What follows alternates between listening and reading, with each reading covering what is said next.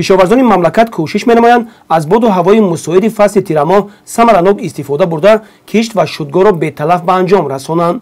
кишоварзони хоҷагии истеҳсолӣ ба номи Ҳайдар Мирифи шаҳри Ҳисор дар соҳаи кишоварзӣ таҷрибаи кофӣ доранд.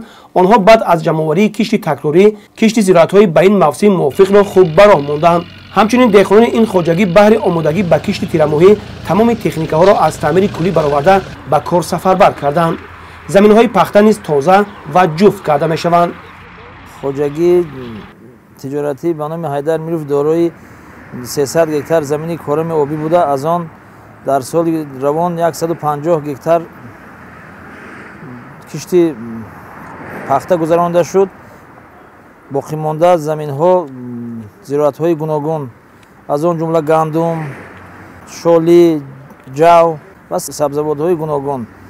айни ҳол ҷамъоварии пахта рафта истода аст. мана мо баъди ҷамъоварии пахта заминҳоро ҷуфт карда боз ба кишти тирамоҳо яъне гандум оғоз менамоем. то имрӯз дар хоҷагии мазкур зиёда аз 50 гектар кишти гандум гузаронида шуд ва боқимонда қариб зиёда аз 70 гектар ҷуфт карда шуда барои кишти тирамоҳа омода мебошад.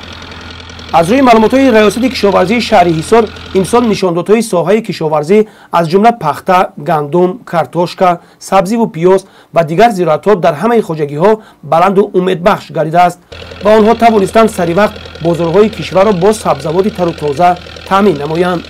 ҳамчунин маълумот медиҳанд ки барои саривақт анҷом додани корҳои саҳроӣ ба таври зарурӣ сӯзишворӣ ва тухмиҳои босифат захира карда шудааст ва ҳамаи хоҷагиҳои хурду миёнаи шаҳри Ҳисор барои иҷрои дурнамои нақшаҳо омодагии хуб дидаанд.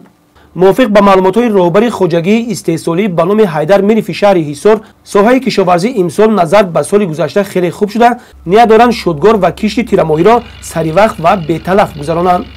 гузориши Хуршед Ҳалимов, Тоҳир Сулаймонов аз шаҳри Ҳисор барои барномаи иттилоотии Навид.